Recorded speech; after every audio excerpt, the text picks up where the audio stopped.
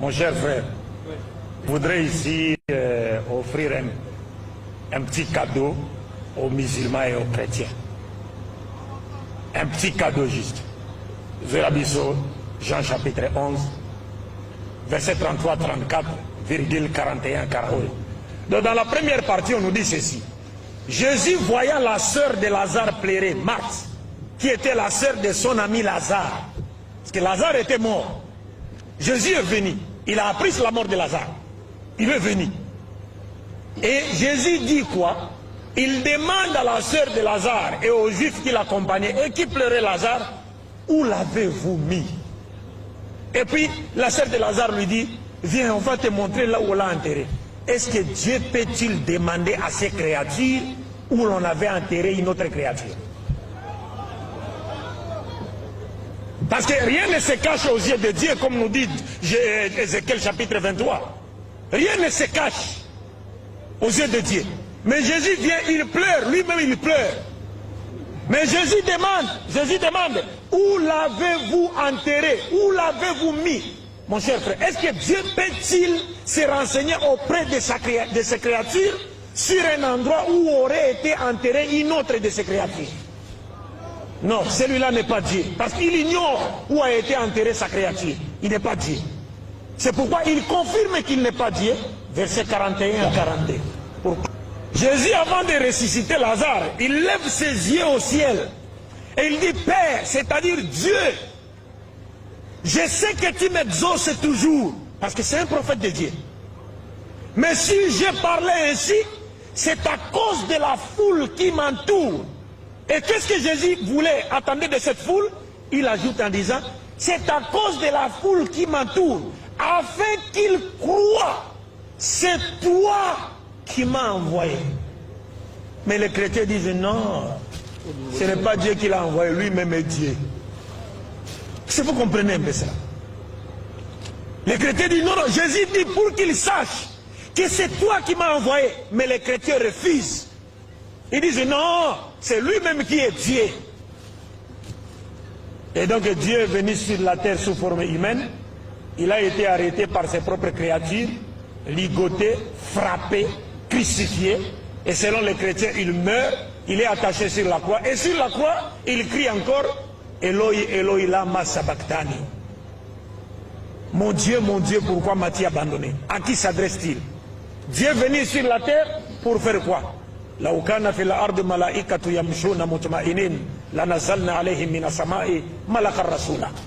va venir faire quoi? Oh, il est venu nous sauver. Ah, il est venu nous sauver, mais il échoue. A-t-il sauvé le monde par sa mort? Non. Le taux de péché qui existait à l'époque de Jésus est aujourd'hui au-delà, c'est multiplié par 1 million. Alors à quoi nous a servi la mort de Jésus? D'autres chrétiens nous disent non, non, non, non, Jésus est venu nous sauver du péché d'Adam et Ève. Vous oubliez que pour avoir goûté au fruit défendu selon la Bible, Dieu a dit à la femme, parce que tu as écouté la voix du serpent, c'est-à-dire le Satan, tu affanteras avec douleur. Est-ce que depuis que les femmes chrétiennes ont crié en Jésus, ont-elles cessé d'affanter avec douleur? Jamais. Non. Donc l'embargo de Dieu continue? Non. Ça, ce n'est pas Dieu. C'est sa lui-même. Dieu a créé Adam, il n'avait ni père ni mère. Adam n'est pas resté dans le liquide amniotique d'une femme comme Jésus. Adam n'est pas sorti d'entre les jambes d'une femme comme Jésus. Adam est sorti adulte portant la barbe. Il n'a pas goûté à la face. Ève est née, elle n'avait pas de mère. Mais Adam était considéré comme étant son père parce qu'elle a été tirée de son côté à l'exemple de la mère A et B. Et nous qui naissons selon la loi commune avec des pères et des mères, et Jésus qui est né sans père et avait une mère. Et cette naissance ne fait pas de lui un Dieu, sinon Adam serait plus Dieu que Jésus parce qu'il n'avait ni père ni mère. Et également Melchisédek. Et également Melchisédek dans Hébreux chapitre 7, il est dit de Melchisédek qu'il n'avait ni père ni mère. Or c'était sacrificateur du Dieu très haut. Et Jésus-Christ était un disciple de Melchisédek, selon Hébreux. Il est sacrificateur selon l'ordre de Melchisédek. C'est pourquoi il a repris le symbolisme de Melchisédek, du vin et du pain que Melchisédek avait donné à Abraham, le père des croyants, selon la Bible. Donc nous croyons à sa naissance miraculeuse, chose que la plupart des chrétiens refusent aujourd'hui. Parce qu'il y a des chrétiens qui disent non, non, non, non, non, Jésus devait avoir un père. Parce que s'il est né d'une mère simplement, il devait être une fille. parce que la femme porte des chromosomes XX et que c'est l'homme seul qui porte des chromosomes XY. Mais nous disons que Jésus est né sans père et avait une mère parce qu'il est né par la puissance de la parole créatrice de Dieu. Proverbe, Psaume chapitre 33, verset 6,9, Dieu dit, quand il veut faire quelque chose, il suffit qu'il dise soit et c'est. Et le Coran nous dit, donc nous croyons en cela. Nous croyons que Jésus est un envoyé de Dieu. Il est messager de Dieu, mais uniquement envoyé aux brebis perdues de la maison d'Israël, et non pas à toute l'humanité. Et nous croyons également que Jésus ne mourit pas sur la croix. C'est-à-dire les Juifs ne l'ont pas tué sur la croix. Parce que les chrétiens basent leur doctrine centrale, la doctrine fondamentale du christianisme, est basée sur, est fondée sur la mort prétendue expiatoire de Jésus-Christ pour le salut, pour notre salut. Nous disons que cette doctrine est d'origine satanique, parce que Jésus ne l'a pas enseignée. C'est pourquoi Jésus a maudit tout celui qui a voulu l'amener à la mort, en disant à Pilate, malheur à l'homme qui m'a livré entre tes mains. Il serait mieux qu'il ne soit pas né, car il a commis un plus grand péché. Comment voulez-vous qu'un acte que le Christ lui-même qualifie de plus grand péché puisse être salvateur pour l'humanité? Et dans Luc chapitre 22, 1 à 6, on nous dit Satan entra dans Judas. Il poussa Judas pour qu'il puisse trahir Jésus afin qu'il soit mis à mort. Qui pousse Judas à trahir Jésus? C'est Satan. Comment voulez-vous qu'un acte dont Satan est l'auteur puisse être salvateur pour l'humanité? Donc c'est une doctrine satanique, c'est pourquoi le christianisme n'est jamais parvenu à transformer une seule rue depuis qu'il existe.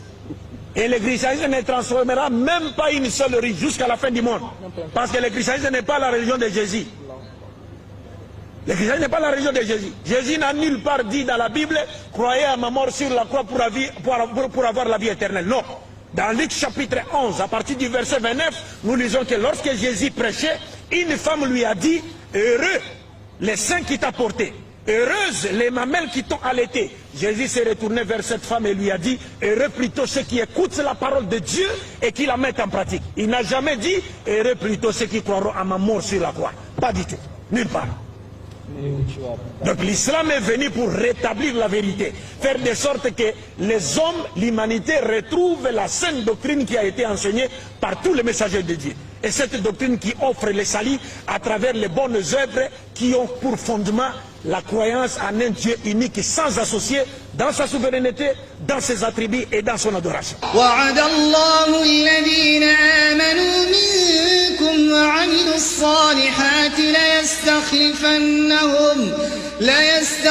ليستخلفنهم في الأرض كما استخلف الذين من قبلهم